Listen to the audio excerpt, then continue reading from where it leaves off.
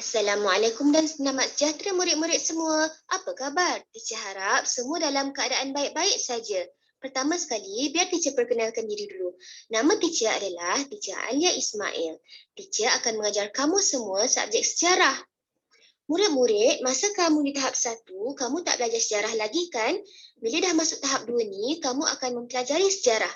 Jadi, hari ni teacher nak bawa kamu semua menerokai sedikit sebanyak subjek sejarah tahun 4 ni. Nak tahu apa yang akan kamu pelajari? Jom ikut teacher. So, ayo. Tak dengar pula yang hujung tu. So, are you ready?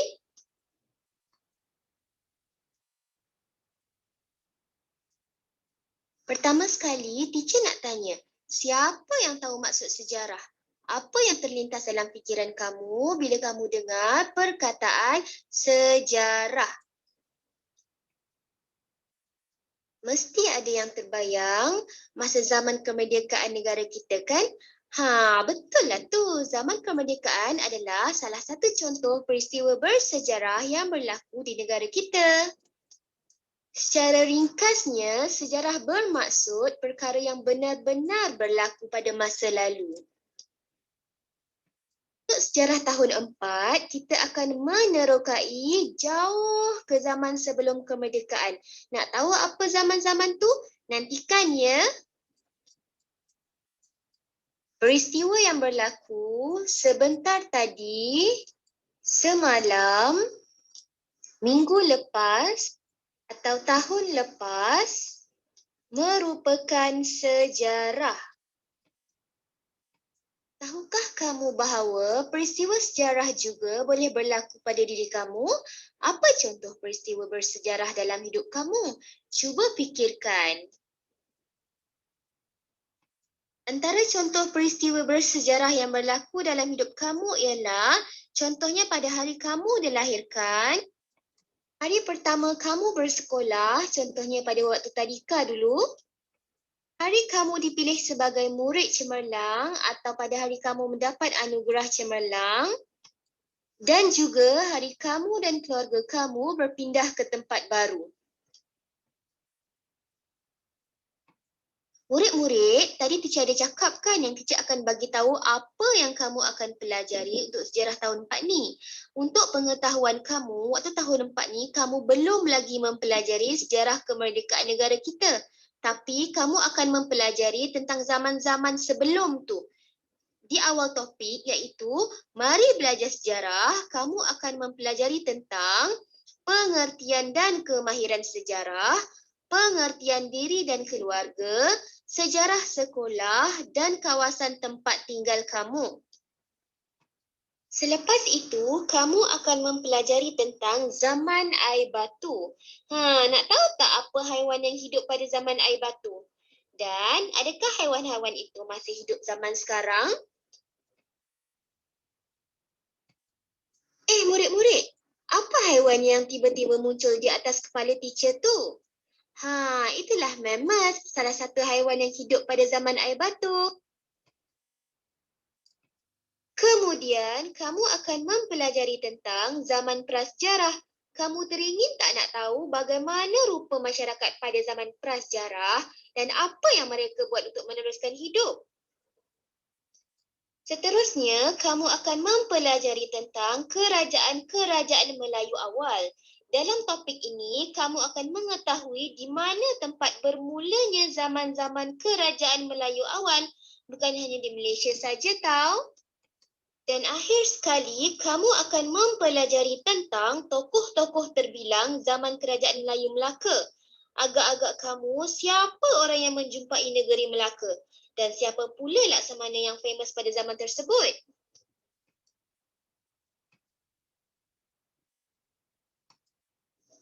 Sekarang, mari kita lihat penerangan Cikgu Syaf Ramli tentang maksud sejarah mengikut para sejarawan yang terkenal di dunia. Bersama-sama, pandangan sejarawan mengenai pengertian sejarah. Sejarah merupakan penceritaan tentang tindakan manusia dan sebab-sebab mereka melakukannya. Herodotus.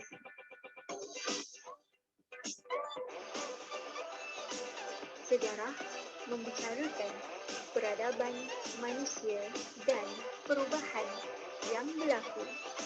Ibn Khaldun.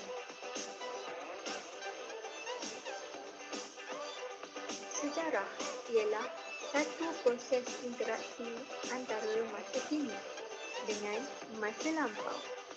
E.H. Carr.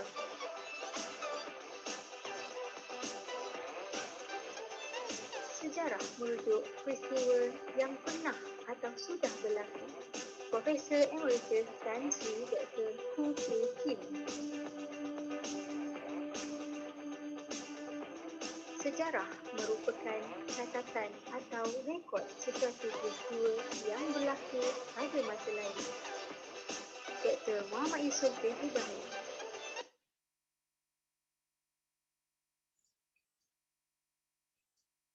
Terima kasih Cikgu Syaf atas penerangan maksud sejarah mengikut para sejarawan itu tadi.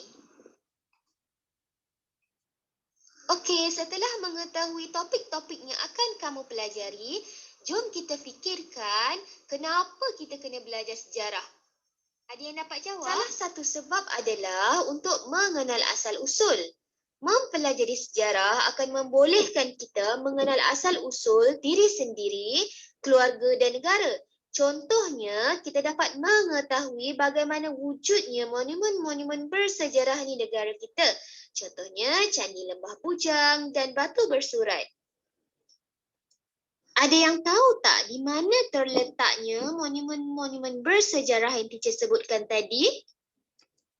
Dengan mempelajari sejarah juga, kita akan dapat mengambil iktibar dan teladan untuk memperbaiki kesilapan masa lalu dan membolehkan kita mencipta kejayaan masa depan yang lebih gemilang.